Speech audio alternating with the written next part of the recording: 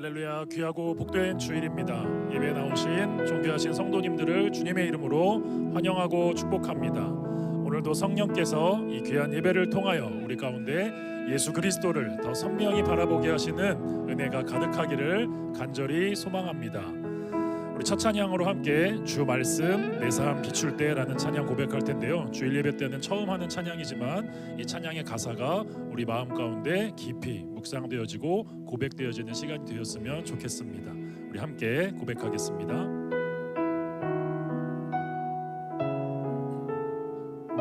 성령께서 우리의 굳은 마음을 새 마음으로 변화시켜 주시기를 간절히 소망합니다. 주 말씀 내 삶 비출 때, 주 말씀 내 삶 비출 때 감사하게 하소서, 감사하게 하소서. 내게 주신 말씀, 내게 주신 말씀, 그 말씀을 따라 살아가게 하소서. 한 번 더. 주 말씀 내 삶 비출 때, 주 말씀 내 삶 비출 때 겸손하게 하소서, 겸손하게 하소서. 내게 주신 말씀 나의 삶 되어 주를 닮게. 한 번 더 고백하겠습니다. 주 말씀 내 삶 비출 때, 주 말씀 내 삶 비출 때 주님께 감사하게 하소서, 감사하게 하소서. 내게 주신 말씀, 내게 주신 말씀, 그 말씀을 따라 살아가게 하소서. 주 말씀 내 삶 비출 때, 주 말씀 내 삶 비출 때 주님 우리를 겸손하게 하소서, 겸손하게 하소서. 내게 주신 말씀 나의 삶 되어 주를 닮게. 다 같이 고백하겠습니다. 주의 말씀은, 주의 말씀은 내 발의 등이요 내 길의 빛이 되시니, 그 말씀 따라 한 걸음 또 한 걸음 살아가게 하소서. 고백하겠습니다. 주 말씀 내 삶 비출 때, 주 말씀 내 삶 비출 때 예배하게 하소서,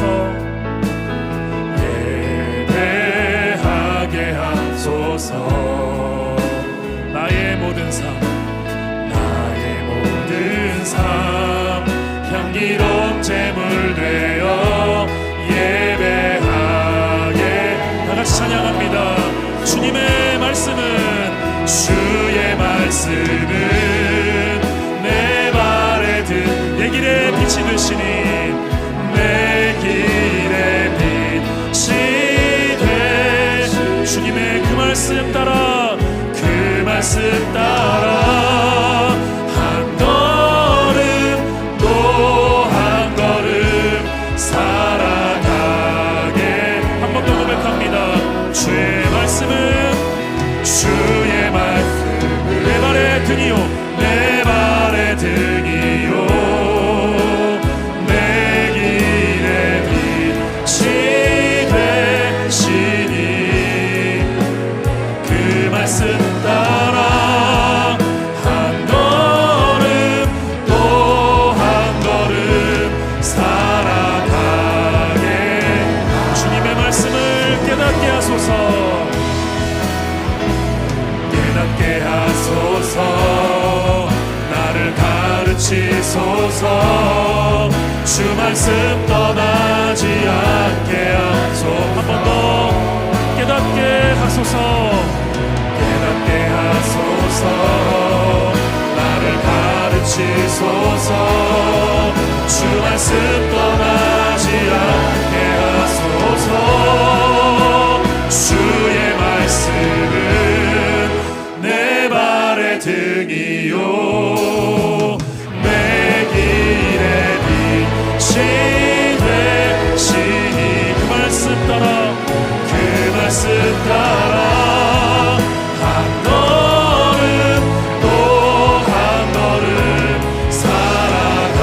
마지막으로 한 번 더 고백합니다. 우리 주님의 말씀은 주의 말씀은 내 발의 등이요 내 길의 빛이 되시. 그 말씀 따라 그 말씀 따라 한 걸음 또 한 걸음 살아가게. 우리의 믿음의 고백으로 그 말씀 따라 그 말씀 따라 한 걸음 또 한 걸음 살아가게. 마지막으로 주님의 그 말씀 따라 그 말씀 따라 한 걸음 또 한 걸음 살아가게 하소서. 주님의 말씀을 따라 살아가기를 소망합니다. 아멘.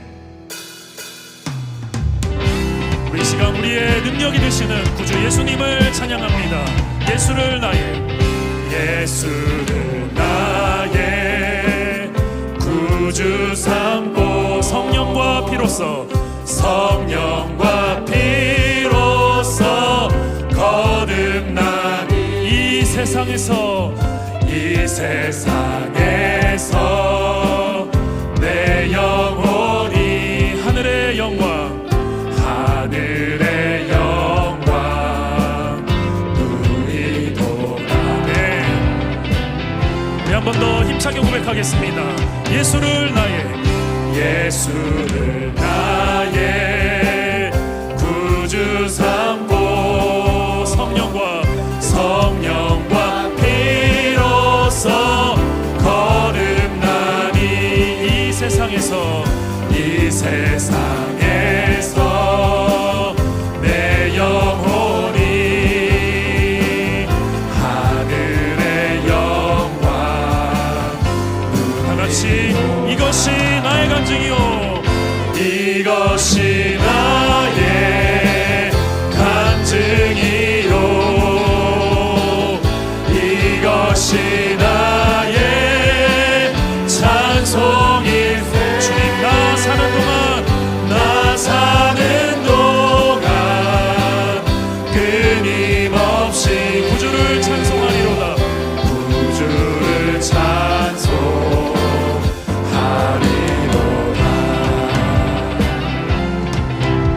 2절로 고백하겠습니다. 온전히 주께 맡긴 내 영 사랑의 음성을 듣는 중에 천사들 왕래하는 것과 하늘의 영광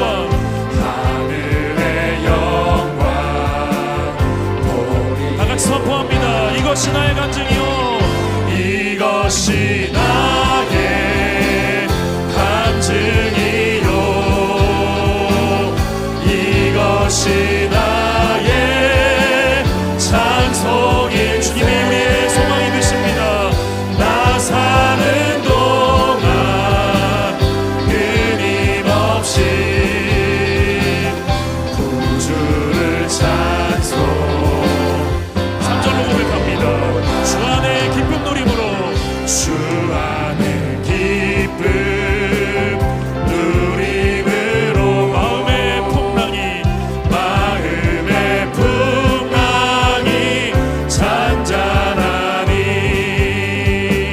세상과 나는 단보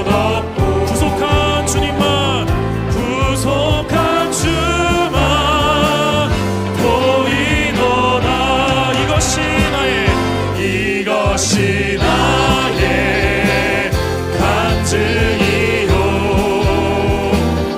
이것이 나의 찬송일세 나 사는 동안 끊임없이 구주를 찬송 우리 한 번 더 믿음의 고백으로 선포합니다. 이것이 나의 간증이요 이것이 나의 찬송 주님 우리 예배를 받아주시옵소서 나 사는 동안 끊임없이 우리 구주를 찬송하리로 나 사는 동안 끊임없이 나 사는 동안 끊임없이 구주를 찬송하리로다. 우리를 구속하신 은혜 앞에 감사와 영광의 박수 올려드리겠습니다. 할렐루야. 우리 이 시간 힘차게 주님의 이름을 선포하며 찬양합니다. 다같이 교회여 일어나라 교회여 일어나라 주께서 부르시니 두려움과 실패 내려놓고 교회여 한 번 더 교회여 일어나라 교회여 일어 주께서 보내시니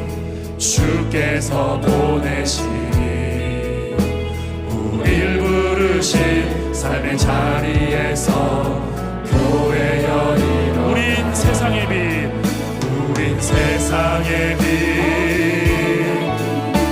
하나님의 편지 주의 교회를 통해 세상이 주를 보리라. 일어나라 아버지 사랑으로 아버지 능력으로 서로 하나 되어 주 빛을 비추라. 노래하라 아버지의 사랑을 아버지의 크심을 이 삶의 노래로 주님을 나타내라. 일어나라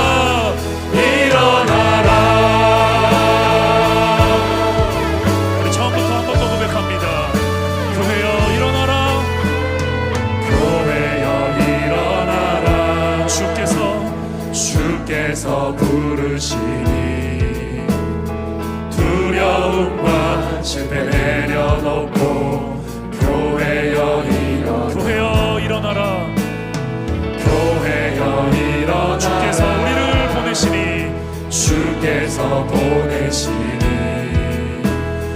우릴 부르신 삶의 자리에서 교회여 일어 우린 세상의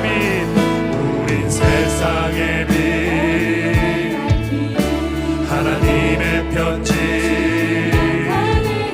주의 교회를 통해 세상이 주를 다같이 선포합니다. 일어나라 아버지 사랑으로 아버지 능력으로 서로 하나 되어 그 빛을 비추라. 노래하라 아버지의 사랑을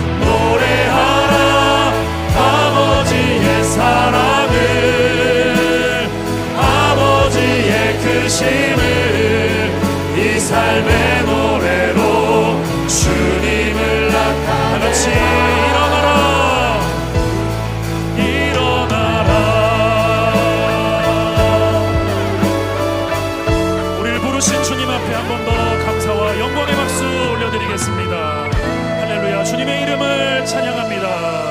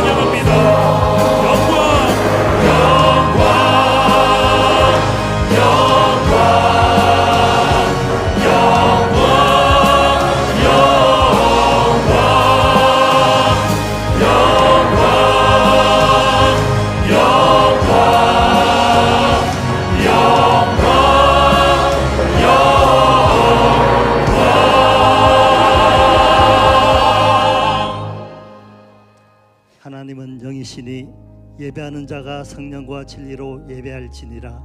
아멘. 사랑하는 형제 자매 여러분, 우리 하나님께서 기뻐하시는 예배는 상한 마음과 통회하는 심령이라고 하셨습니다.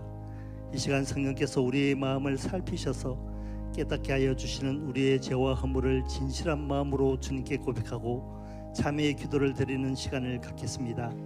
다 같이 침묵 가운데 기도하시겠습니다.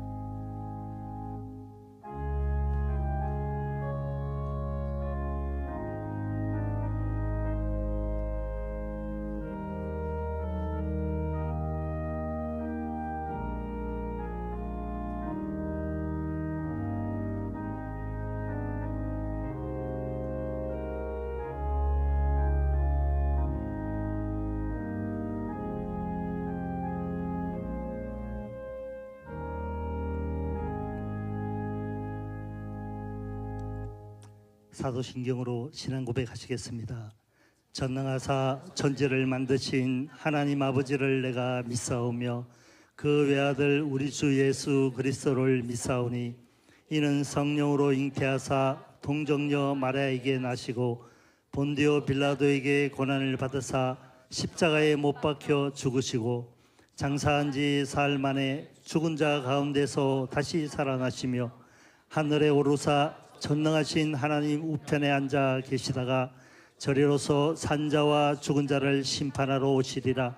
성령을 믿사오며 거룩한 공회와 성도가 서로 교통하는 것과 죄를 사하여 주시는 것과 몸이 다시 사는 것과 영원히 사는 것을 믿사옵나이다. 아멘. 이제 자리에 앉으셔서 찬송가 210장 찬양 거룩하신 하나님 앞에 올려드리겠습니다.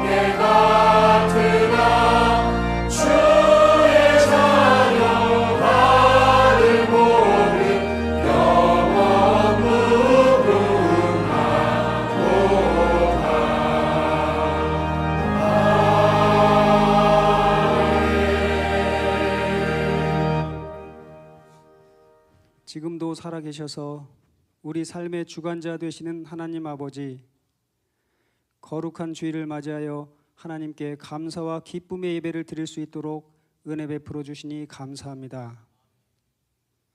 지난 한 주간 우리 삶의 현장에서 하나님의 선하시고 온전하신 뜻이 무엇인지 분별하며 살아야 함에도 불구하고 세상의 가치관에 휘둘리며 살았습니다.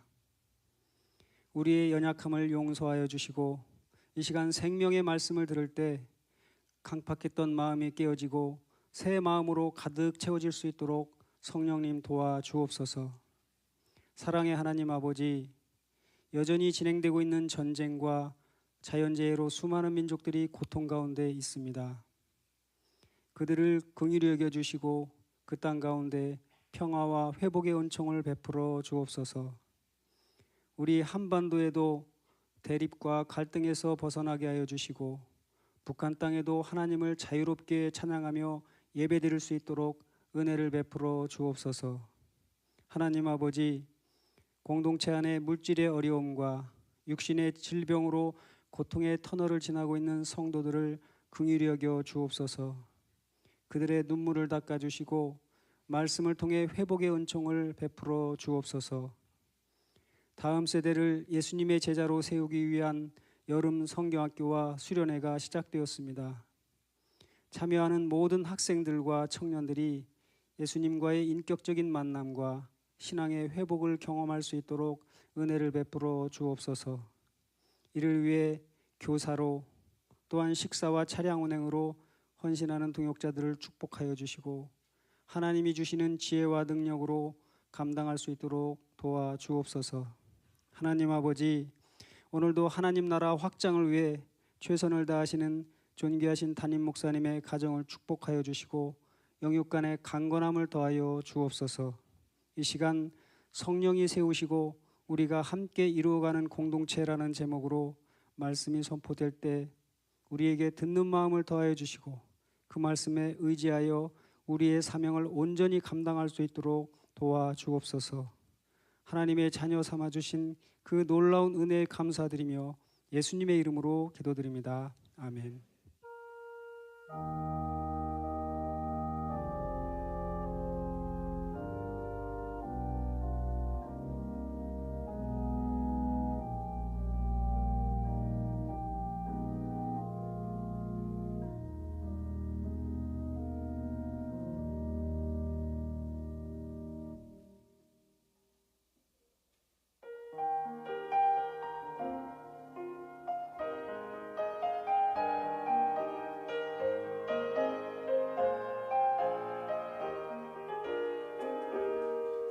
순전한 믿음은 말보다 행하는 것, 이 세상 속에서 자기를 정결케 하는 것. 순전한 믿음은 기도하며 낙심하고 끝까지 주를 신뢰하는 것. 순전한 믿음은 십자가 복음 믿고 하나님 내 맘에 사랑의 신을 믿는 것. 순전한 믿음은 주 나를 부르실 때 영원한 천국 있음 믿는 것. 순전한 믿음을 가진 자, 세상 풍파가 나와도 두렵지 않으니. 순전한 믿음을 가진 자, 주 하나님의 동역자로 영광스러운 멸류관시리.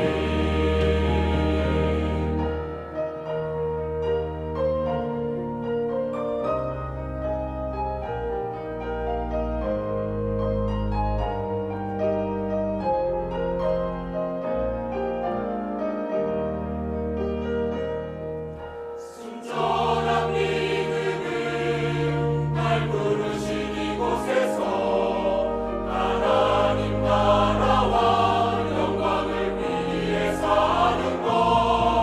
순전한 믿음은 우리를 부르신 주 끝까지 함께 하신 믿는 것. 순전한 믿음을 가진 자, 세상 풍파가 나와도 두렵지 않으니. 순전한 믿음을 가진 자, 주 하나님의 동역자로 영광스러운 멸류관시리. 주 하나님의 동역자로 영광스러운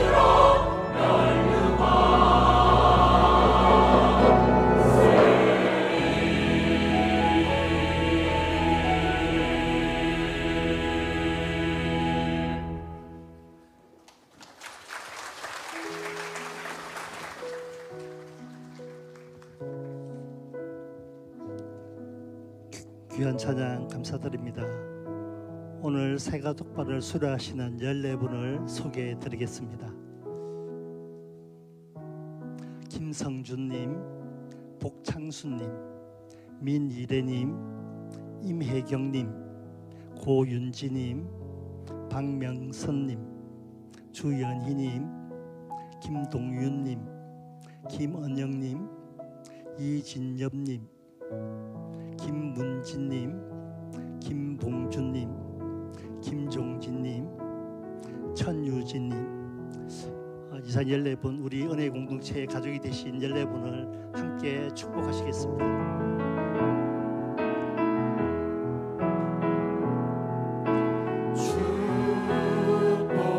하나님의 축복이 당신의 삶에 넘쳐나기를 축복 하나님의 축복이 당신의 삶에 가득하기를 축복합니다.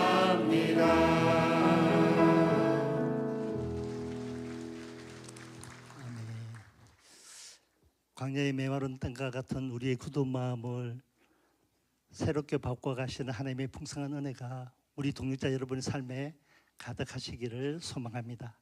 교회 소식 전해드립니다. 순장훈련과 사랑방은 이번 주부터 잠시 재충전의 시간을 가집니다. 다음 세대를 세우는 여름 사역에 집중하고 영성의 깊이를 다하는 시간으로 선용해 주시기 바랍니다. 여름철 김포 수양관은 수련회가 없는 기간에 이용이 가능하며 사무실에서 쿠폰을 미리 발급받아 이용해 주시기 바랍니다. 계속해서 여름 성경학교 및 수련회가 진행되고 있습니다. 이번 주에는 송도 엘피스 본교 유아부 성경학교와 송도 청소년 1, 2부 수련회가 진행됩니다. 우리 다음 세대가 믿음 위에 견고하게 서는 시간 되도록 기도해 주시기 바랍니다.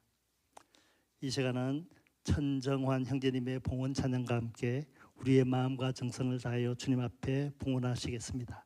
박수로 맞이하겠습니다.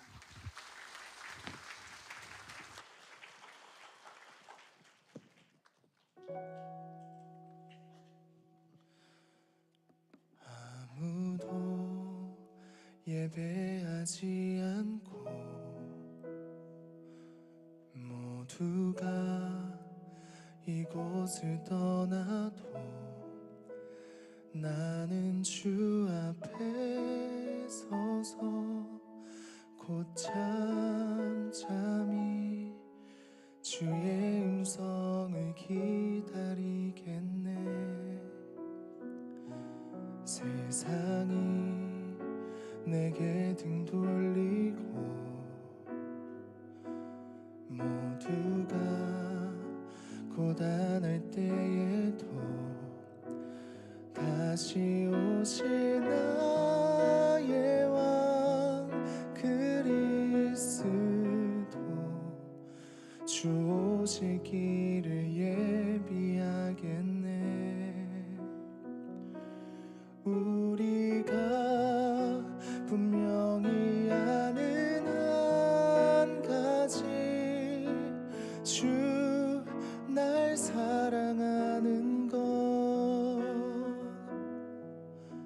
영생의 말씀이 주께 있사오니 내가 어디로 가겠나이까.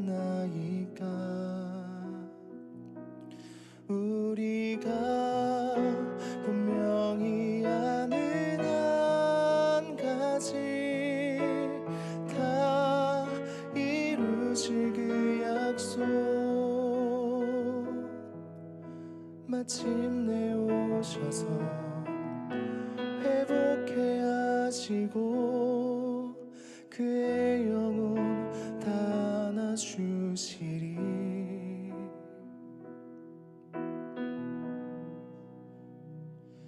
세상이 내게 등 돌리고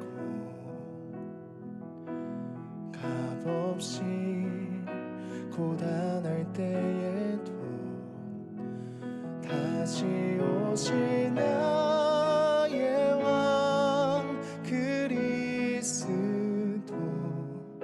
주 오실 길을 예비하겠네. 우리가 분명히 아는 한 가지 주 날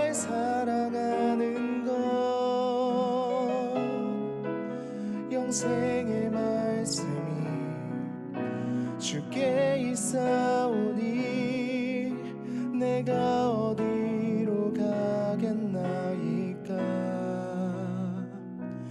우리가 분명히 아는 한 가지 다 이루실 그 약속 마침내 오셔서 회복해 하시고 그의 영혼 다 안아주시리. 나의 주님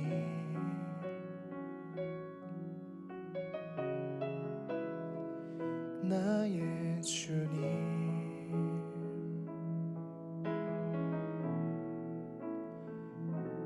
나의 주님.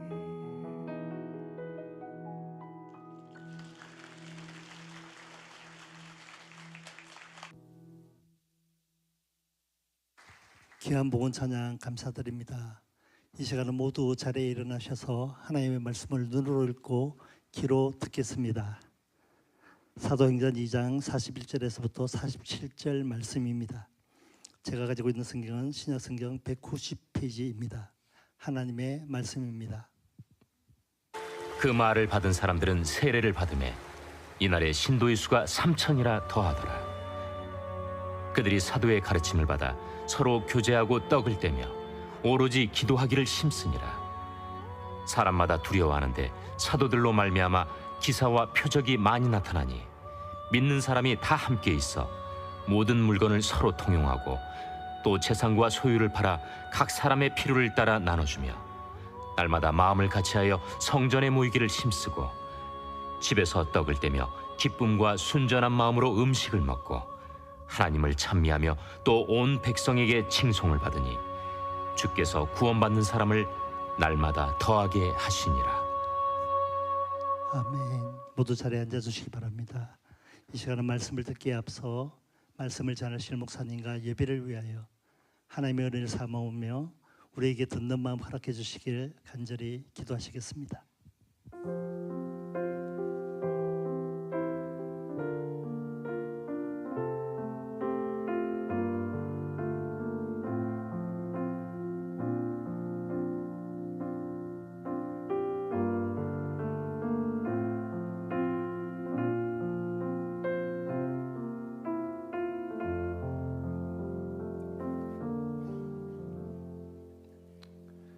사랑하는 주님, 우리 인생 광야를 걸어갈 때 우리 인생 수많은 어려움과 우리가 해결할 수 없고 우리가 어찌할 수 없는 인생의 고난과 마주칩니다. 그때마다 우리는 우리의 영혼이 상하여 또 낙심하며 또 절망하기도 합니다. 이 시간 오직 주님만을 앙망하며 주님 앞에 나와 주님을 예배한 주의 자녀들을 주여 오늘 말씀을 들을 때 주께서 살려주시고 우리의 굳은 마음이 부드러운 새 마음으로 바뀌어져서 나에게 주신 하나님의 말씀을 들려질 때 우리의 환경을 압도하는 주님이 주시는 소망과 위로가 풍성히 임하게 하여 주옵소서. 오늘 강단에 들려진 주의 말씀을 들을 때 하나님 무엇보다 성령께 세우신 교회가 무엇인지 또한 그 교회가 무엇을 본질적으로 붙잡고 감당해야 되는지 그 본질적인 사역들을 말씀을 통해 살펴볼 때 하나님 성령이 세우신 그 교회처럼 우리 은혜 공동체가 아름답게 주님과 함께 이루어가는 은혜의 공동체가 될 수 있도록 성령의 능력으로 역사하여 주옵소서. 제병의 고통 가운데 신음하는 사랑하는 동역자들이 있습니다. 하나님 이들을 불쌍히 여겨 주옵소서. 우리가 날마다 함께 기도하며 주님께 간절히 구하오니 주여 우리의 기도를 들어주셔서 날마다 새 힘과 새 능력 허락하여 주셔서 믿음으로 견고히 인내케 하여 주시사 마침내 주님의 주께서 온전히 치유하시고 회복케 하시는 놀라운 승리를 모두가 누리게 하여 주옵소서. 이 시간 우리의 인생의 주인 되신 주님께 귀한 예물을 올려드렸습니다.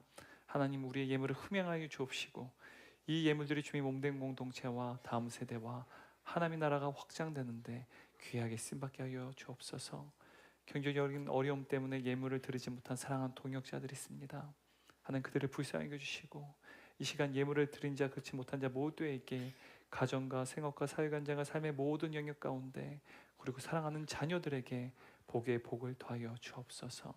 이 시간 연약한 종이 두렵고 떨린 마음으로 주의 말씀 전합니다. 오직 주님만 홀로 영광 받아 주옵소서. 예수님의 이름으로 기도드렸나이다. 아멘. 우리 좌우에 있는 성도님들 보시면 서로 축복하고 인사하도록 하겠습니다. 당신 존귀한 하나님의 자녀입니다. 비전홀과 송도 채플에서 예배드린 성도께 서로 축복하도록 하겠습니다. 우리 세 분 이상씩 인사할까요? 우리는 예수만에서 존귀한 가족입니다.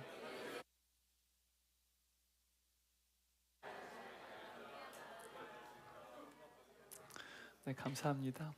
어제보단 좀 사뭇 좀 덜 더운 것 같습니다. 어제 비가 많이 내려서 그런지 조금 약간 선선한 것 같기도 한데요.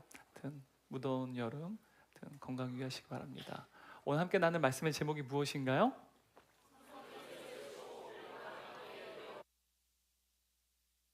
다시 한번요. 성령이 세우시고 우리가 함께 이루어가는 공동체. 한번 은혜의 공동체라는 이름을 넣어서 다시 한번 읽어볼까요? 성령이 세우시고 우리가 함께 이루어가는 은혜의 공동체. 아멘. 네, 이 설교 제목이 우리 은혜 공동체에 주신 하나님의 말씀인 줄 믿습니다. 오늘 우리가 이제 함께 사도행전 2장 41절에서 47절까지의 말씀 함께 살펴봤는데요. 오늘 말씀을 다음 주까지 2주에 걸쳐 살펴보도록 하겠습니다. 오늘은 교회의 원형에 대해서 본질적인 교회가 어떤 것인지에 대해서 말씀을 통해 살펴보고요. 다음 주에는 우리의 은혜의 공동체 가운데 적용을 해서 우리의 비전으로 공유하는 시간을 갖도록 하겠습니다. 그래서 오늘은 제가 보니까 도저히 시간상 안 돼서 오늘은 말씀을 중심으로 교회가 무엇인지 그 교회론에 대해서 좀 살펴보도록 하겠습니다. 여러분 사도행전 2장 우리가 계속해서 살펴봤는데요. 오순절 성령 강림 사건을 통해서 성령이 제자들에게 임재하셨습니다. 그리고 인류 역사상 최초로 교회가 세워졌다는 사실이죠.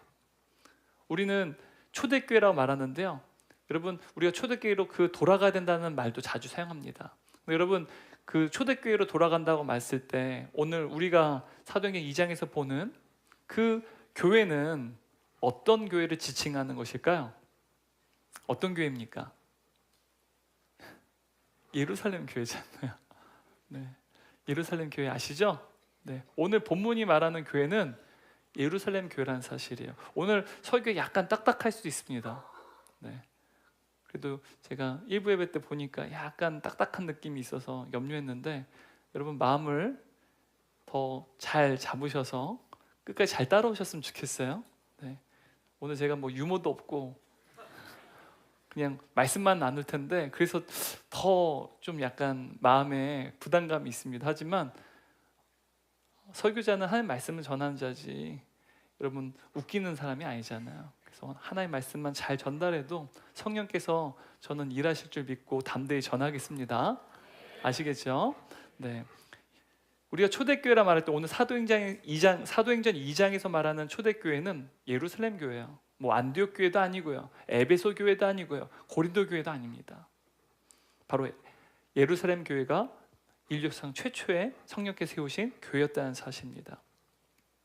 바로 예수님께서 모든 구원 사역을 성취하신 이후에 승천하셔서 보혜사 성령을 보내주시고 약속하셨어요. 그리고 성령이 오신 이후에 제자들을 통해서 세우신 교회가 바로 예루살렘 교회라는 사실입니다. 여러분 사실 시대와 지역에 따라서 수많은 교회들이 이 땅에 세워졌습니다. 무려 2000년이라는 그 시간적 간격 속에서 뭐 중세시대, 근대, 현대 이르기까지 얼마나 많은 교회들이 세워졌습니까? 뿐만 아니라 예루살렘을 넘어서서 뭐 소아시아 지역, 지금 튀르키예 지역이죠. 그리고 유럽에, 또한 아프리카에, 또한 북아메리카에, 또한 남미에, 그리고 마침내는 한 120여 년 전에는 또한 조선에 이르기까지 복음이 전파됐고 교회가 세워졌다는 사실이죠. 근데 여러분 시대와 지역에 따라서 수많은 교회들이 세워졌는데 여러분 교회가 건강한지 건강하지 않은지 그 교회가 본질적인 교회의 사역들을 감당하고 있는지 그렇지 않은지를 점검하기 위해서는 우리가 무엇을 기준으로 살펴봐야 될까요? 바로 성령께서 세우신 교회를 살펴봐야 된다는 사실입니다. 여러분, 예루살렘 교회는요, 사람이 세운 교회입니까? 아니면 성령께서 세우신 교회입니까? 성령께서 세우신 교회라는 사실입니다. 그래서 여러분, 예루살렘 교회는 교회의 원형이라고 말할 수도 있고요, 한편으로는 교회의 교과서다라고 말할 수 있습니다. 여러분, 우리가 수능 만점을 받은 학생들을 대상으로 인터뷰를 하면 우리 수능 만점자들이 마치 서로 다 한통속인 마냥 하는 말이 있어요. 교과서 중심으로 공부했어요 라고 말합니다. 여러분, 여기서 말하는 교과서가 뭘까요? 교과서, 기본 개념을 다루는 책을 우리가 교과서라고 말하죠. 그러니까 기본 개념을 명확히 숙지하고 그 기본 개념에 해당하는 문제들을 또한 풀이하면서 마침내는 100개, 200개가 넘는 응용 문제들도 풀 수 있는 실력을 갖추게 되었다라는 말입니다. 이게 바로 교과서 중심의 공부를 했습니다라는 말입니다. 근데 공부를 잘하지 못한 학생들은요, 학교에서 배우는 교과서 중심의 교육을요 굉장히 좀 약간 좀 우습게 여겨요. 그리고 학원에서 배우는 이제 문제집이라 말하는 것, 우리 문제집을 우리 참고서라고 말하지 않습니까?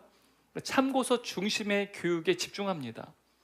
참고서는 교과서에 있는 기본 개념들을 중심으로 응용 문제들을 다루는 것이죠. 그래서 응용 문제를 많이 풀어서 실력을 기르는 것인데요.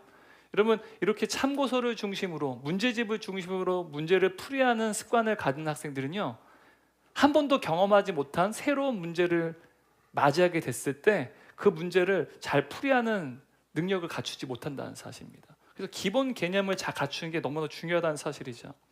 근데 여러분, 오늘 많은 교회들이요, 교회론을 정립하고 교회에 대해서 고민할 때 이 땅에는 수많은 교회들이 있어요. 그리고 그 교회들은요, 각자 강점들이 있습니다. 저는 은혜의 교회가 가장 건강한 교회 중 하나로 저는 믿습니다. 그런데 여러분, 미국에도 마찬가지고요, 또 한국에도 마찬가지고요, 어떤 교회는 훈련 사역에 굉장히 강점이 있고요, 어떤 건 예배가 굉장히 탁월하고요, 또 어떤 교회는 섬김과 어떠한 전도가 굉장히 탁월한 교회들이 있습니다. 근데 여러분, 이러한 교회들을 참고로 하게 되면 사실은 본래 우리가 알고 있는 교회의 기본 개념을 놓칠 수 있다는 사실입니다. 그래서 참고서 위주로 교회론을 정립하는 것이 아니라 우리는 교회의 원형, 교회 교과서인 어느 교회를 우리가 살펴봐야 될까요? 예루살렘 교회를 살펴봐야 된다는 사실입니다. 그래서 오늘은 저와 여러분이요, 예루살렘 교회를 통해서 교회가 무엇인지에 대해서 좀 자세히 살펴보도록 하겠습니다. 그리고 다음 주에는 우리가 어떻게 하면 예루살렘 교회처럼 교회의 본질을 붙잡을 수 있는 비전을 또 나누도록 하겠습니다. 여러분, 우리가 지난주에 성령의 사역은 바로 회심의 사역이다, 회심의 사역은 곧 굳은 마음이 새로운 마음으로 바뀌어지는 것이라는 사실을 함께 말씀을 통해 살펴봤습니다. 여러분, 이 회심은요, 그래서 굳은 마음에 깨어지는 것, 그래서 새 마음으로 바뀌어지는 이 일은요, 주인이 바뀌어지는 일입니다.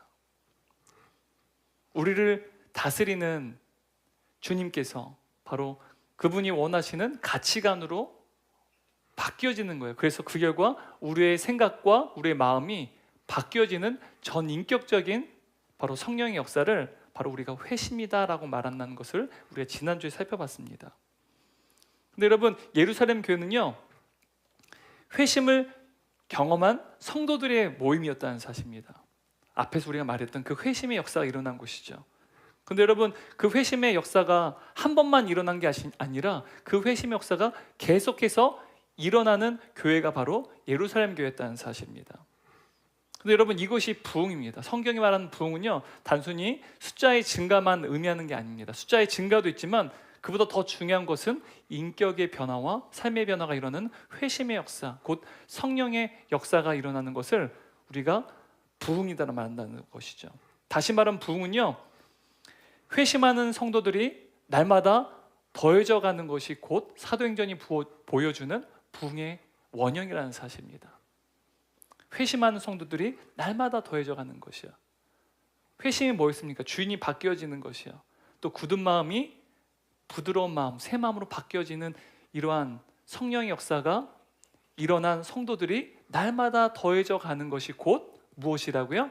부흥이라는 사실입니다. 이게 바로 예루살렘 교회였다는 사실이에요. 저는 은혜의 공동체가 단순히 숫자만 늘어나는 것이 아니라 예배를 통해서 하나님의 말씀을 들을 때 성령께서 우리의 마음에 굳은 그 마음을 깨워주시고, 그래서 부드럽고 새로운 마음을 바꿔주셔서 하나님의 말씀이 나에게 주시는 그 하나님의 말씀으로 들려져서 날마다 우리 삶의 중심이 하늘 바뀌어지는 그 회심 역사가 있는 성령의 공동체가 되기를 주님의 이름으로 축원합니다.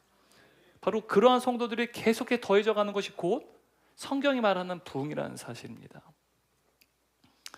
여러분, 사도행전 2장을 보게 되면 120명의 제자들이 마가의 다락방에 성령의 임재를 경험하게 됐을 때, 여러분, 그 예루살렘이란 도시 안에 교회가 세워졌습니다. 여러분, 예루살렘이라는 이 도시는요, 이스라엘의 수도입니다. 그런데 이 예루살렘이라는 도시에는 유대인들이 대부분 살고 있는데, 그 유대인들은 어떤 종교를 믿는 사람들이었습니까? 유대교를 믿는 사람들이었어요. 여러분, 유대교를 믿는 사람들이 대부분인 도시에서 적은 숫자의 작은 교회가 생겨났다는 것은 어떤 의미일까요? 만약 여러분, 저기 어떤 중동 국가에 무슬림으로 가득한 한 중동 국가의 한 수도에 작은 교회가 여러분 세워졌다고 한번 상상해 보십시오. 어땠을까요? 평안했을까요? 마음껏 나가서 복음을 전할 수 있었을까요? 굉장히 복음을 전하기 열악한 환경이었을 거라는 사실이죠. 어찌 보면 신앙생활하기에는 최악의 환경이지만 복음을 전하기에는 최상의 환경이 곧 바로 예루살렘이라는 도시에 교회가 세워졌다는 의미입니다. 여러분, 제가 예전에 인도에서 사역하는 인도 선교사님을 제가 교제한 적이 있습니다. 인도 분이세요. 근데 그분이 인도에 사역하는데, 인도는 힌두교와 무슬림이 있는 굉장히 어떻게 보면 또 한편으로는 종교 간의 그러한 갈등이 굉장히 심각한 나라입니다. 근데 한 작은 마을이요, 그 마을은 다 그리스도인들이었어요. 예배를 드리는데요, 때로는 힌두교인들이 와서 핍박을 합니다. 때로는 무슬림들이 와서 핍박을 하는데요, 한 번은 성도들이 예배 드리는데 문을 잠그고 교회를 불러 화재를 일으켰어요. 거기서 예배드린 모든 성도들이 불에 다 죽었습니다.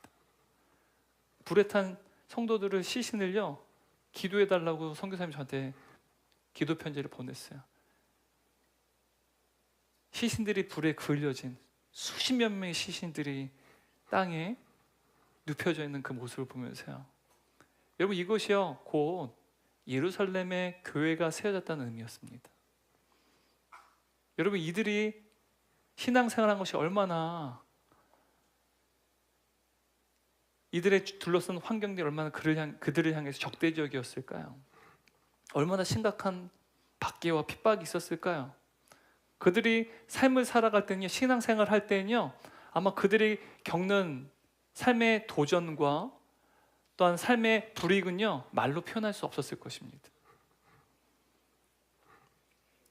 이처럼 어찌 보면 교회가 세워지기에 너무 척박하고 복음을 전하기에도 너무나도 위험한 환경 속에 둘러싸인 예루살렘 교회가요, 5년이라는 시간이 지났습니다. 근데 어떠한 결과를 맞이하게 되는지 사도행전은 이렇게 기록하는데요, 사도행전 6장 7절 말씀 함께 읽도록 하겠습니다. 하나님의 말씀이 점점 왕성하여 예루살렘에 있는 제자의 수가 더 심히 많아지고 허다한 제사장의 무리도 이 도에 복종하니라. 여러분, 이렇게 열악한 환경에 교회가 세워졌습니다. 여러분, 예루살렘 교회가 5년이 지나자요, 어떠한 일이 일어났습니까? 예루살렘이라는 도시 안에요, 하나님의 말씀이 왕성했대요. 그리고 제자의 수가 더 많아졌대요. 게다가 예루살렘의 성전 가운데 제사장들이 있었는데, 그 제사장 중에 허다한 사람들이요, 예수님의 제자가 되는 놀라운 일들이 일어났다는 사실입니다. 여러분, 어떻게 이런 역사가 일어났을까요? 사람이 세운 공동체가 아니기 때문이에요. 성령이 세우신 공동체이기 때문에 일어난 놀라운 성령의 역사라는 사실이죠. 그래서 여러분, 우리가 사도행전 6장을 볼 때 성령이 세우신 교회가 어떠한 복음의 열매를 거두게 된지 그 부흥의 역사에 어떠한 보고서를 볼 수 있죠. 여러분, 가슴이 뜨거워지지 않습니까? 이렇게 열악한 환경에서 교회가 세워졌다면, 여러분 우리 은혜의 공동체는요, 또 이 시대 속에서 또한 이 지역 속에서 어떠한 놀라운 일을 할 수 있을지 성령께서 우리 가운데 날마다 회심한 성도를 더욱더 더하게 하여 주시고, 또한 하나님의 말씀이 왕성해서 예수님의 제자가 더욱더 늘어나는 그 모습이요, 여러분 우리 은혜의 공동체에게도 동일하게 일어날 줄 믿습니다. 저는 이 말씀 볼 때 가슴이 너무너무 뜨거워졌어요. 여러분 가슴이 뜨거워지시나요? 저만 뜨겁나요? 그러면 공회전이라고 하는데, 엔진은 막 윙 하는데 여러분들은 전혀 멀뚱멀뚱 하시면 공회전이라고 하죠. 여러분 마음이 뜨거워지시기를 바라요. 저와 여러분에게 주시는 성령의 음성이기를 바랍니다. 여러분 오늘 성경을 보게 되면 예루살렘 교회에 보여지는 5가지 특징이 있어요. 성령이 세우신 예루살렘의 교회에 보여지는 5가지 특징이에요. 몇 가지 특징입니까? 5가지 특징인데요, 우리가 좀 이따가 좀 살펴보도록 하겠습니다. 41절 42절 말씀 함께 읽도록 하겠습니다. 그 말을 받은 사람들은 세례를 받음에 이날의 신도의 수가 3천이나 더하더라. 그들이 사도의 가르침을 받아 서로 교제하고 떡을 떼며 오로지 기도하기를 힘쓰니라. 여러분 42절 말씀 보면 예루살렘 교회의 특징에 대해서 4가지로 지금 묘사하고 있는데요, 하나는 가르침, 교제, 떡을 땜, 기도, 이 4가지로 정리할 수 있습니다. 그죠? 하나는 가르침, 교제, 떡을 땜, 기도. 여러분 이게 교회의 본질이라는 사실이에요. 그래서 존 스토튼 목사님이 쓴 사도행전 주석을 보게 되면 이 4가지의 특징으로 교회를 정의합니다. 첫 번째는 배우는 교회입니다. 배우는 교회. 그리고 둘째는 돌보는 교회. 세 번째는요, 예배하는 교회. 네 번째는 전도하는 교회. 계속 띄워주세요. 여러분 근데 오늘 우리가 예루살렘 교회에 나타나는 5가지 특징을 보는데 지금 4가지잖아요. 하나가 비지 않습니까? 비어요, 안 비어요? 네. 보시면 세 번째 예배하는 교회 보이시나요? 저 안에 2가지가 숨어져 있어요. 미리 제가 좀 미리 말씀드리면 저 예배하는 교회가 공예배와 소그룹 예배로 나뉘어져 있어요. 총 5가지입니다. 자, 배우는 교회, 돌보는 교회, 예배하는 교회, 전도하는 교회라는 사실입니다. 여러분 오순절 유대인들이 이제 성령의 강림 사건을 통해서 이제 제자들이 변화되었어요. 그리고 그 유대인들이 예수의 복음을 듣게 되었습니다. 그러자 그들의 마음이 찔렸고요, 우리가 어찌하였고라고 하는 회심의 역사가 일어났습니다. 그리고 그 회심의 역사는요, 몇 명이 일어났을까요? 오늘 41절 보니까 몇 명이 변화됐어요? 3,000명이요. 그러니까 이 반응이, 회심의 역사가 일어난 숫자가 3,000명이 넘었다는 사실입니다. 그럼 여러분 이 3,000명이 넘는 숫자들을 제자들이 어떻게 했을까요? 역시 하나님 살아계셔로 다 돌려보냈을까? 아니면 그들을 그냥 돌려보내지 않았다는 거예요. 어떻게 했었을까요? 42절 말씀 보도록 하겠습니다. 그들이 사도의 가르침을 받아 서로 교제하고 떡을 떼며 오로지 기도하기를 힘쓰니라. 여러분 42절 말씀 보니까 주어가 그들이래요. 이 그들이 누구를 의미할까요? 41절에 나타나는 3,000명을 의미하는 것입니다.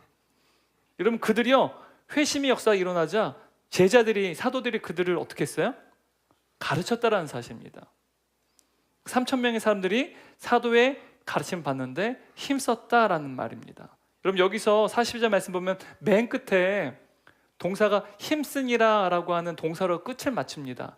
근데 여러분 여기서 힘쓰니라, 이 힘썼다라고 하는 동사는요, 이 헬라어 동사의 시제가 미완료 시제입니다. 미완료 시제는요, 계속적인 의미를 담고 있어요. 계속되었다. 그냥 끝난 게 아니라 계속되는 의미를 담고 있습니다. 그래서 이 계속적인 의미를 담아서 42절 말씀을 번역하면 이런 뜻이에요. 여기서 그들은 3,000명의 성도들이죠. 그들은 사도의 가르침을 받기 위해서 지속적으로 모였다. 지속적으로 힘썼다라는 뜻이에요. 한 번만 가르침 받은 게 아니라 계속해서 배우기를 힘썼다라는 것이죠.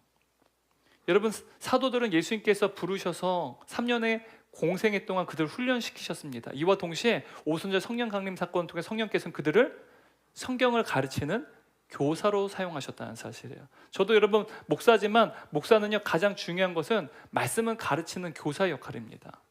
이것이 저에게 주신 직분이자 성령께서 저를 부르신 이유겠죠. 네.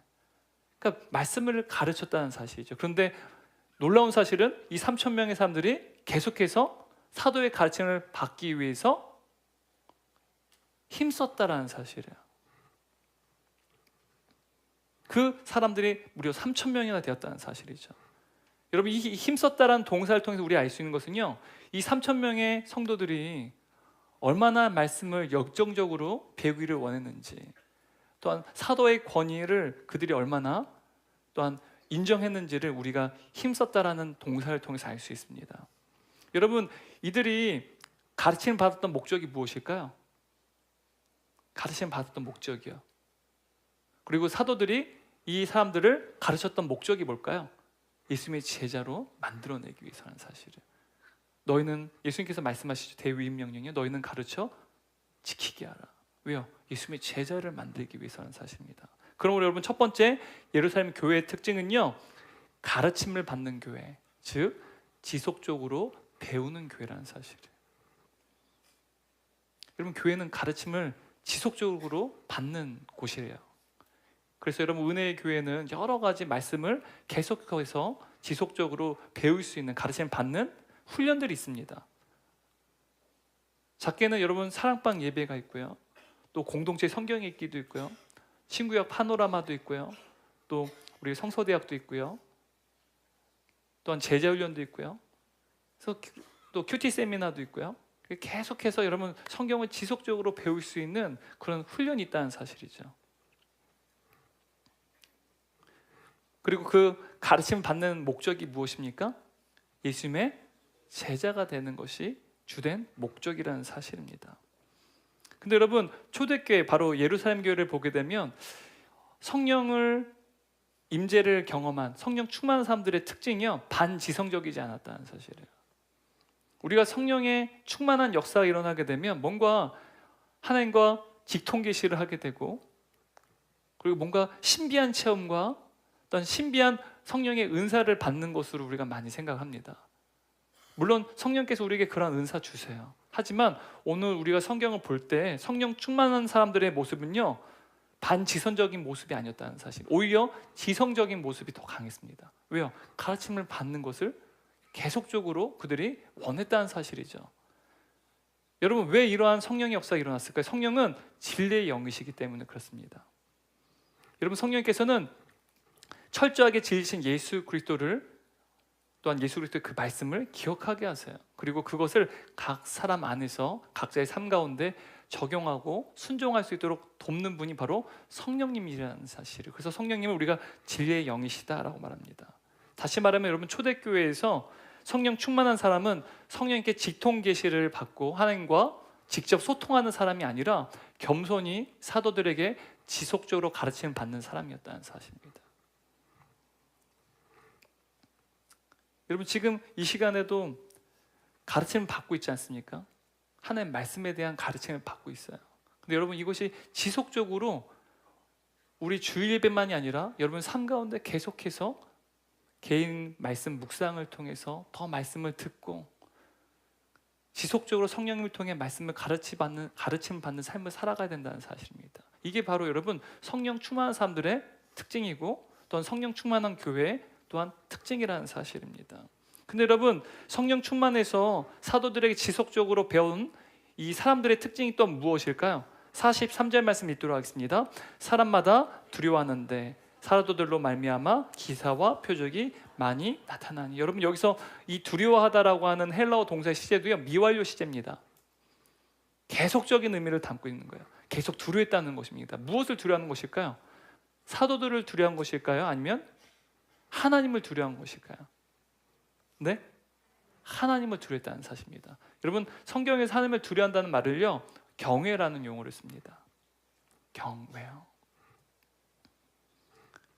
여러분 어떻게 이 경외라고 하는 감정이 계속해서 일어나게 됐을까요? 여러분 하나님 말씀을 들었습니다. 그리고 하나님 말씀을 듣게 되자 성령께서 그 사람들의 굳은 마음을 깨뜨리셨어요. 그리고 부드러운 마음, 새 마음을 바꾸셨어요. 그러자 하나님의 말씀이 더 깊이 들리는 거예요. 어떻게 들리느냐? 성령께서 그 말씀이 나와 상관 있는 말씀을 듣게끔 하시는 거예요. 다시 말하면 나에게 주신 말씀을 듣는 거예요. 그러자 누구를 경외하게 되느냐? 하나님을 경외해야 되는 그 감정이요, 계속해서 지속됐다는 거예요. 무엇 때문에요? 가르침을 받았기 때문에요. 하나님의 말씀을 가르침 받자 성령께서 역사하셔서 새로운 마음을 주시고 그 말씀을 나에게 주신 말씀을 듣고 그러자 더 하나님을 경외하게 되는 이 일이요. 여러분, 이 일이요 구약 성경에서 나타납니다. 학개서 1장 12절 말씀, 우리가 지금 학개서 말씀을 큐티로 날마다 솟는 샘물을 다루고 있는데 함께 읽도록 하겠습니다. 스알디엘의 아들 스룹바벨과 여호사닥의 아들 대지사장 여호수아와 남은 모든 백성이 그들의 하나님 여호와의 목소리와 선지자 학기의 말을 들었으니 이는 그들의 하나님 여호와께서 그를 보내셨습니다. 백성이 다 여호와를 경외하며. 여러분, 지금 이스라엘 백성들이 여호와를 경외해야 되는데 그 이유가 무엇인지 아십니까? 그들이 하나님의 여호와의 목소리를 들었대요. 여기서 말하는 성령께서 그들 가운데 역사하시는 거예요. 여호와의 말씀이 그들에게 들려졌는데 그들 자신에게 주신 하나님의 말씀을 들었다는 사실이에요. 그러자 이스라엘 백성들 어떻게 했습니까? 여호와를 경외했다라는 사실입니다. 근데 여러분, 신기하게 1장 12절 말씀 보니까요, 여기서 여호와 하나님만이 아니라 학개 선지자도 하나님께서 그를 보내셨다는 사실을 백성들은 이제는 다 확신하게 되었다는 사실이에요. 여러분, 이 일이 어떻게 일어나면, 여러분, 설교자가 하나님 말씀을 그냥 단순히 전한다고 해서 설교자의 권위가 생기지 않습니다. 제가 여러분 권위가 있으려면 저에게는 아무런 능력이 없고요, 저와는 관계가 없어요. 저는 단지 하나님의 말씀을 전했는데 그때 성령께서 여러분 한 분 한 분에게 역사하시는 거예요. 그리고 여러분 단단한 마음을 다 깨뜨리시고 뒤엎으셔서요, 부드러운 마음, 새 마음을 주시는 거예요. 그래서 저는 그냥 하나님의 말씀을 전했는데 그 말씀이요, 나에게 주신 말씀으로 여러분이 듣는 거예요. 그럼 여러분들이 하나님을 경외하게 되고요, 동시에 저의 권위도 인정하게 돼요. 왜요? 하나님의 말씀을 전했기 때문에 하나님이 우리 교회에 부르신 설교자다라는 사실, 목사님이라는 사실을 인정하게 되는 것이죠. 여러분, 이 모든 일들이요 바로 하나님을 경외하기 때문에 일어난 성령의 역사라는 사실입니다. 여러분, 지금 이 시간에도 지난주에 우리가 함께 이야기했던 그 회심의 역사, 성령의 역사가 지금 이 시간에 저와 여러분에게 동일하게 일어나기를 원합니다. 나에게 주신 말씀, 또 우리 은혜의 공동체에 주신 하나님의 말씀으로 꼭 들으셨으면 좋겠어요. 그리고 두 번째, 예루살렘 교회의 특징은 돌보는 교회입니다. 돌보는 교회. 42절 말씀 같이 읽어볼까요? 서로 교제하고, 거기까지만 읽겠습니다. 서로 교제했다. 여기서 이 교제라는 단어가요, 헬라어로 코이노니아입니다. 우리 식당 이름이죠. 우리 코이노니아 가서 여러분 식사를 나누면서 서로 교제하시잖아요. 근데 여러분, 이 코이노니아라고 하는 이 교제라는 단어가요, 두 가지 의미를 담고 있습니다. 하나는 우리가 함께 나누어 받는 것, 그리고 두 번째는 우리가 함께 나누어 주는 것. 다시 한번요. 하나는 우리가 함께 나누어 받는 것, 또 다른 하나는 우리가 함께 나누어 주는 것. 받는 것, 주는 것. 이게 바로 코이노니아라고 하는 단어에 담겨진 두 가지 의미인데요, 먼저 우리가 함께 나누어 받는 것이 무엇이 하냐면, 무엇을 우리가 나누어 받았느냐, 바로 하나님 자신을 우리가 다 받았어요. 하나님 자신을 우리에게 주셨다는 사실입니다. 여러분, 우리는 원래 죄인이었습니다. 죄인은요 하나님과 원수된 자들이에요. 근데 죄인인 원수인 저를요, 또한 여러분을요, 하나님께 사랑하셨어요. 이해가 안 돼요. 여러분, 원수를 사랑한다는 말은요, 하나님 말씀입니다. 원수들을 사랑하라. 누가 먼저 하신 말씀, 먼저 누가 행하신 말씀이에요? 하나님께서 먼저 행하신 말씀이에요. 원수인 저와 여러분을 사랑하셔서요, 하나님이 내리신 결정이 무엇인지 아십니까? 단 하나의 아들 예수 그리스도를 우리에게 내어주는 것이었어요. 하나님요, 하나님 자신을 우리에게 주셨어요.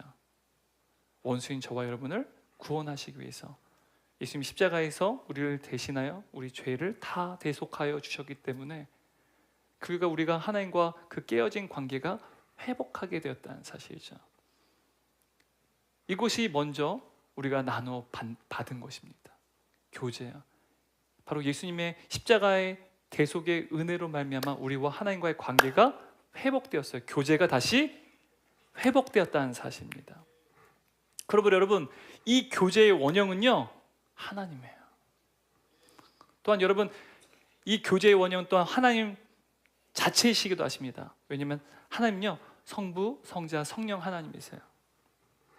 성부, 성자, 성령 하나님께서는요, 각 위로 존재하시지만 하나이신 하나님이라는 사실이에요. 서로 인격적으로 좋아하시고 인격적으로 서로 사랑하시고 교제하시는 것이 여러분 성부, 성자, 성령 하나님의 성품이라는 사실입니다. 그런데 여러분, 이제는 우리가 예수 그리스도 안에서 하나님과의 관계가 회복되고 그 결과 성령 통해서 우리가 하나님의 형상으로 회복되는 새로운 존재로 변화되는 역사가 일어났습니다. 그러므로 하나님께서도 우리에게 무엇을 원하시냐? 하나님의 성품과 같아지기를 원하세요. 삼위일체 하나님께 서로 사랑하시고 서로 조화를 이루시고 서로 교제를 하시는 것처럼 이제는 우리가 하나님과 가까이 그 관계가 회복되었지 않습니까? 이제는 하나님처럼 우리 주위에 있는 사람들, 우리 동역자들과 우리 이웃들과 함께 하나님처럼 서로 하나 되고 조화를 이루고 서로 교제하고 인격적으로 사랑하기를 원하신다는 사실입니다. 여러분, 우리가 이 사실을 기억할 때 꼭 우리가 놓치지 말아야 될 것이 무엇이냐면, 관계는 첫 번째 누구예요?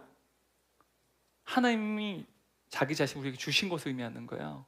그래서 우리는 모든 관계에 있어서는 첫 번째 누구를 가장 최우선 순위에 둬야 돼요? 하나님이요. 여러분, 실제 우리가 삶을 살아가다 보면 부부간에 서로 갈등할 때가 있잖아요.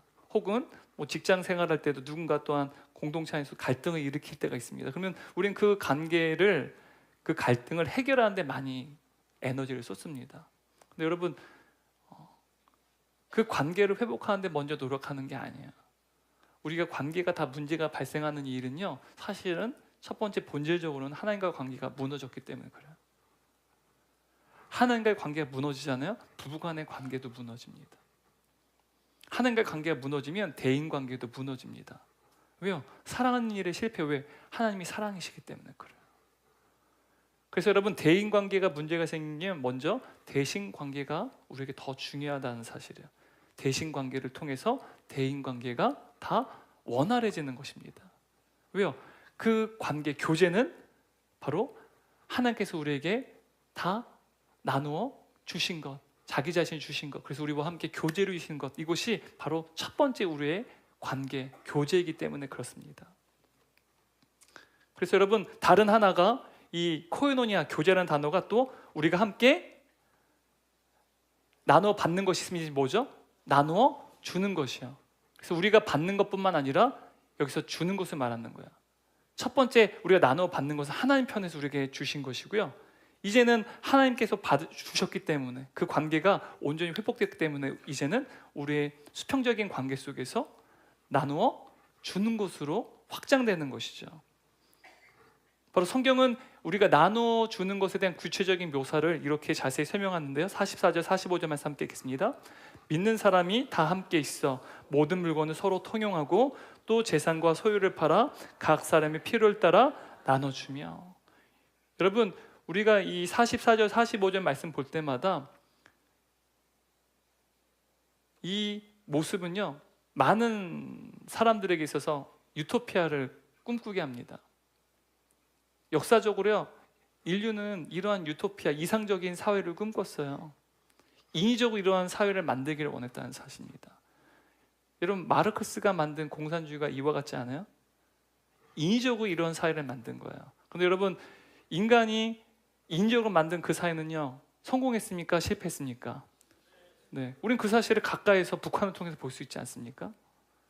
근데 여러분, 교회는요, 우리가 가장 이상적인 그 나라는 어떤 나라를 우리는 꿈꿉니까?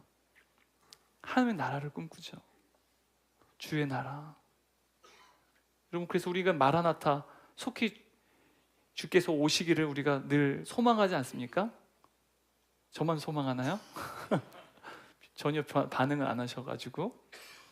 여러분, 주님이 오시기를 소망하시나요? 네, 그 하나님의 영원한 하나님의 나라와 여러분 이 세상을 연결짓는 유일한 대안이자 유일한 공동체가 어딘지 아십니까? 교회라는 사실이에요. 그래서 교회는요, 이 세상에 없는 공동체라는 사실이에요.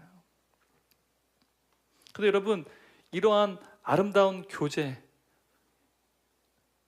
돌보는 교회잖아요. 근데 여러분, 이러한 너무나도 아름다운 일들이 일어나려면요, 어떻게 해야 되느냐? 성경 우리에게 말합니다. 지속적으로 가르침을 받고. 어떠한 가르침이야? 하나님의 말씀을 지속적으로 가르침을 받을 때 비로소 하나님과 교제가 지속적으로 이루어지게 되고, 뿐만 아니라 서로 성도 간의 사랑의 교제가 지속적으로 이루어질 수 있다는 사실을 오늘 성경 우리에게 말하는 거예요. 하나님의 말씀을 먼저 가르침 받을 때, 그 말씀 나에게 주시는 주의 말씀으로 듣게 되어질 때, 그때 하나님을 경외하게 되고 하나님과 관계가 더 친밀해져요. 그러면 또 성도 간의 사랑의 교제로 더 확장되어진다는 사실이죠. 그래서 여러분, 하나님의 말씀을요, 우리가 듣고 배우고 읽는 것은요, 묵상하는 것은 너무너무 중요하다는 사실이에요. 여러분, 근데 오늘 말씀 보면 언뜻 보면 예루살렘 교회는 사유재산이 없고 서로 유무상통하는 공동체로 좀 보입니다. 그게 좀 우리가 좀 약간 오해하는 바가 있지만 성경 그렇게 말하지 않아요. 44절 45절 말씀 보게 되면 함께 있어, 통용하고, 팔아, 나눠주며라는 이 헬라어 동사는 모두 미완료 시제입니다. 미완료 시제는요, 반복적인 행위, 지속적인 행위를 뜻하는 것이거든요. 그러니까 여러분, 사유재산을 다 팔았으면 끝난 거잖아요. 그러니까 단번에 다 팔아서 가난한 사람들에게 나눠준 것이 아니라 공동체에 도움이 필요한 연약한 성도들이 있으면 그때마다 서로 십시일반 힘껏 재물을 모으고, 그래서 가난한 사람들을 도왔다라는 사실입니다. 여러분, 그 증거가 46절 말씀을 통해서 알 수 있는데, 46절 말씀 보면 집에서 떡을 뗐다라고 하는 구절이 등장합니다.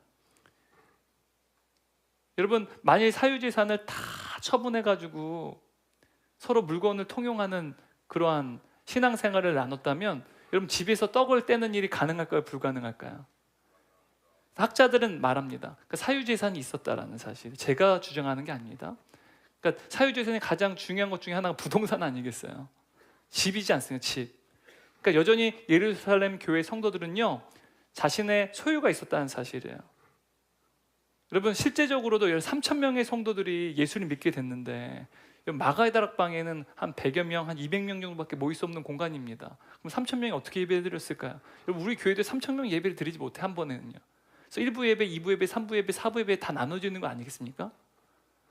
그러니까 여러분, 교회라고 하는 건물을 지었어도 3,000명이 예배드리는 게 어려운데, 여러분, 예루살렘 교회가 어떻게 이 3,000명이 넘는 성도들과 함께 예배를 드렸을까요? 그 말은요, 각자의 집에서 예배를 드렸다는 사실입니다. 그런데 여러분, 예루살렘 교회 성도들은요, 사유재산은 있었지만 그 사유재산의 경계를 넘어서 마치 그들의 재산을 공동의 재산처럼 여겼다라는 사실. 여러분, 인간은 돈에서 얼마나 탐욕스럽습니까? 돈. 저도 돈 되게 좋아해요. 인간이라 그렇습니다. 그래서 제가 돈 관리를 안 합니다. 제 아내가요. 왜요? 제 아내가 저보다 돈을 좀 덜 좋아해요. 전 더 좋아합니다. 사람이 돈에 대해서 얼마나 탐욕스러운지 몰라요. 돈을 많이 가지면 이 정도면 충분해라고 합니까? 아니요. 그래도 배고픈 게 인간이라는 사실이에요. 근데 여러분, 그 돈의 지배에서 벗어나기 위해서는요, 인간의 노력은 안 돼요. 게다가 여러분, 지금 예루살렘 교회 성도들 중에 어떤 한 명만이 그렇게 한 게 아니라 성도들 전체 그랬다는 말은요, 한 개개인의 역량이 아니라 놀라운 역사가 그 모두에게 임했다는 거예요. 인간의 본성과 인간의 본성의 지배를 넘어서는 강력한 힘이야. 그것이 무엇이었을까요? 바로 성령의 역사였다는 사실.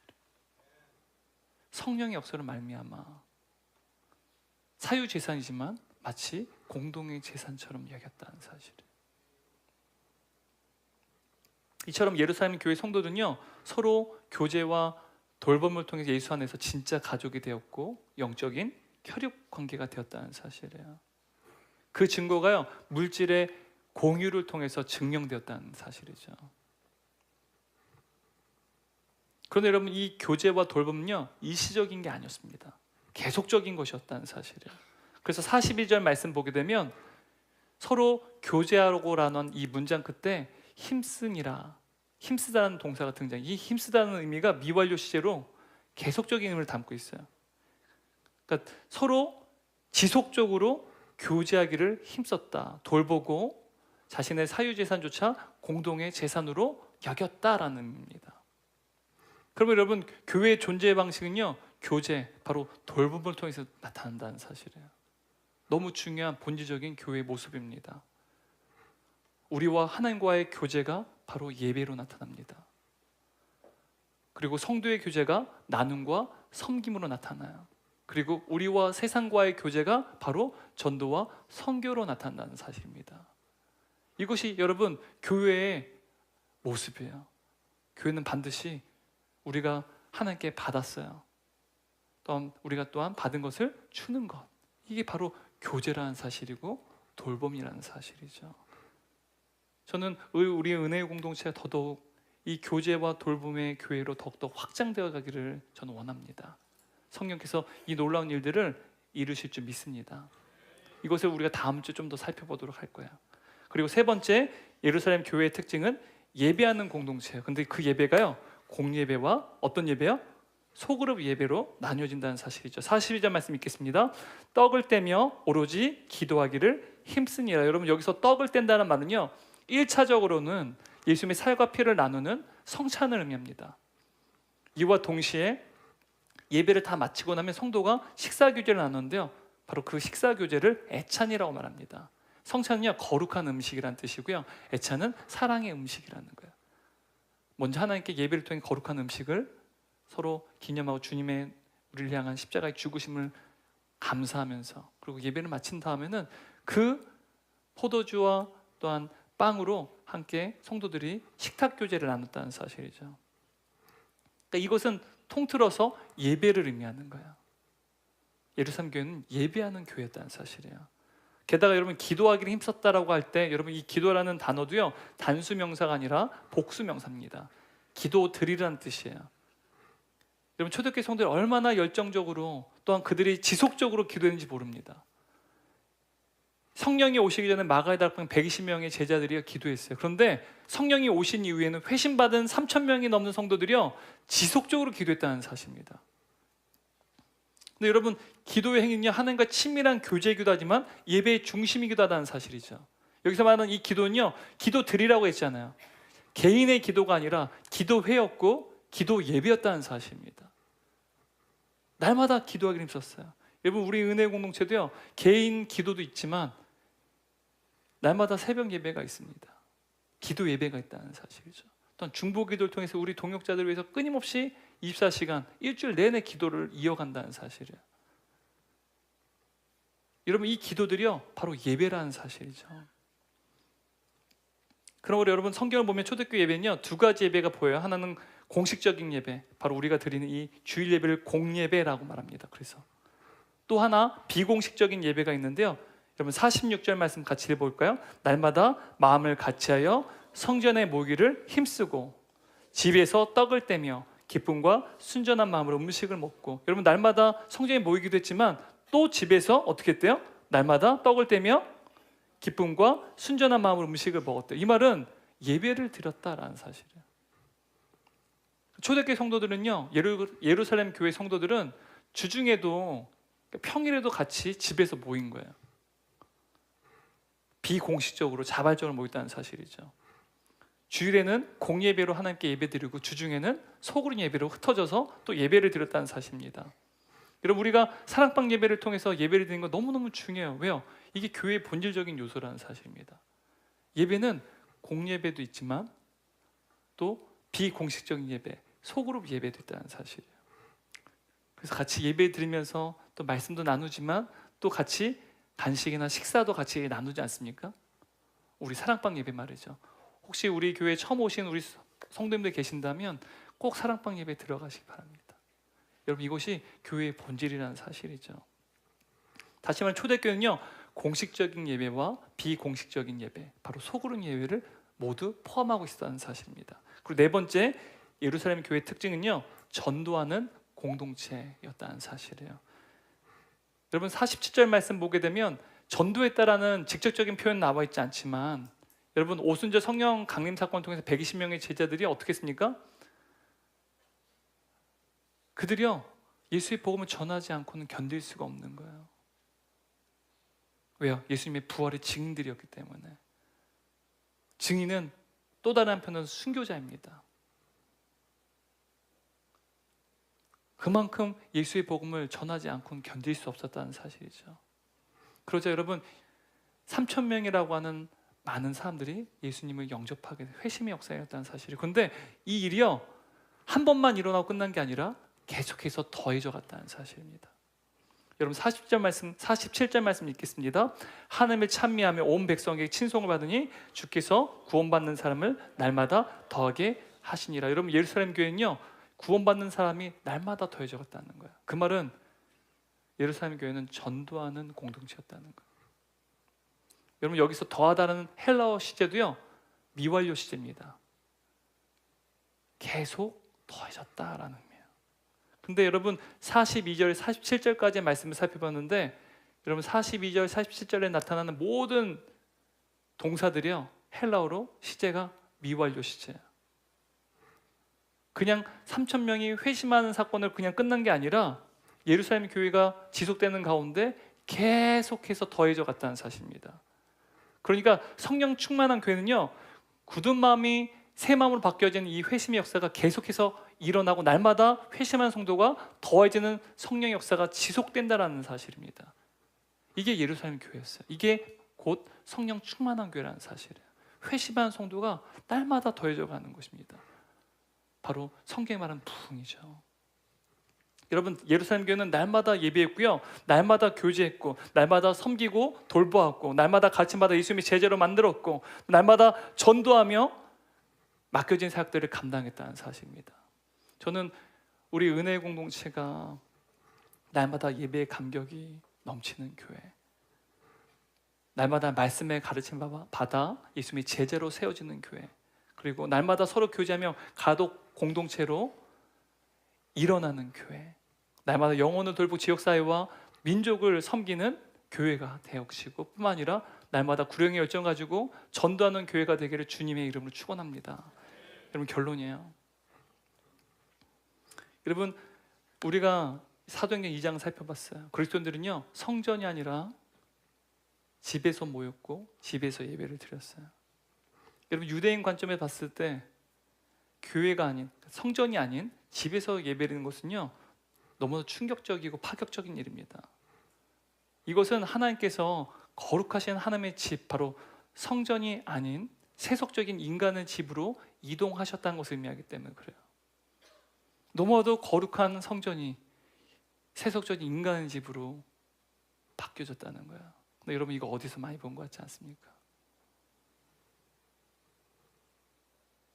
이보다 더 놀라운 사실은요, 유대인들은 예수님을 향해서 나무에 죽은 자, 하나님께 저주받은 자로 여겼어요.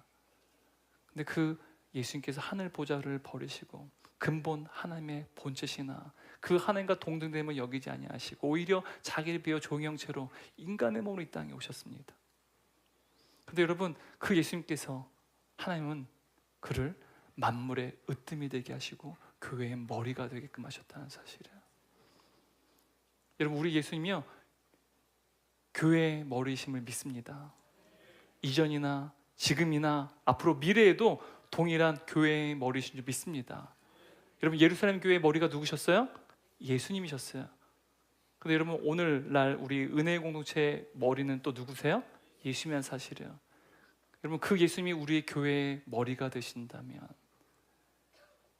예루살렘 교회에게 행하셨던 그 놀라운 부흥의 역사, 날마다 더하는 회심의 역사들이 우리 은혜 공동체에 동일하게 재현될 줄 믿습니다.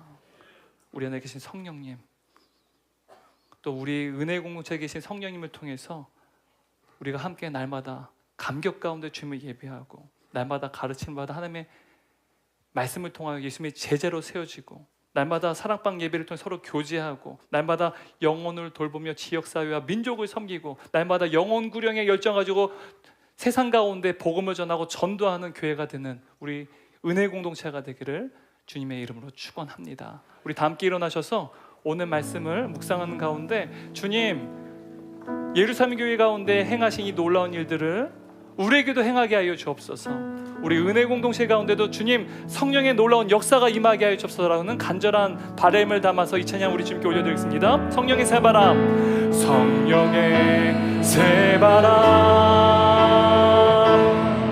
이 땅에 불어오소서. 주의 영 그 생기로, 주의 영 그 생기로 우리를 다시 살리사 이 땅에 하나님 영광 그런 교회가 되게 하여 주옵소서. 열방에 하나님 영광 비치는 그런 교회가 되게 하여 주옵소서.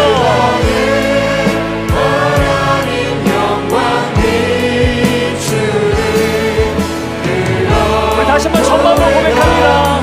성령의 새바람, 성령의 새바람 이 땅에 불어오소서.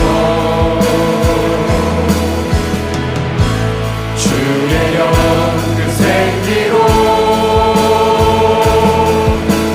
우리를 다시 살리사 이 땅에 하나님 영광 그런 우리가 되게 하여 주옵소서. 그런 우리가 되게 하소서. 열방에 하나님 영광 비추는 그런 우리 다시 한번 전방으로 고백합니다. 성령의 새바람, 성령의 새바람 이 땅에 불어. 우리 두 손 들고 찬양합니다. 주의 영 그 생기로 우리를 다시 살리사 이 땅에 하나님 영광 그런 교회가 되게 하여 주옵소서. 우리 간절히 고백합니다. 열방에 하나님 영광 비치는 그런 교회가 되게 하여 주옵소서. 하나님 영광 비추는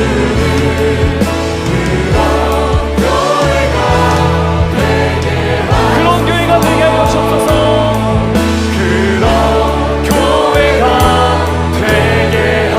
그런 우리가 되게 하여 주옵소서.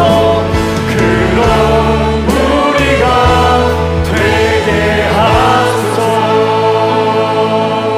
사랑하는 주님, 오늘 말씀을 통하여서 성령이 세우신 교회, 바로 예루살렘 교회를 통하여 교회의 원형이자 교회의 교과서를 말씀을 통해 살펴가게 해주신 감사드립니다. 하나님, 이 예루살렘 교회가 가졌던 5가지의 특징들이 우리 은혜의 공동체 가운데에서도 동일하게 나타나 보인다는 사실이 얼마나 감사한지 모릅니다.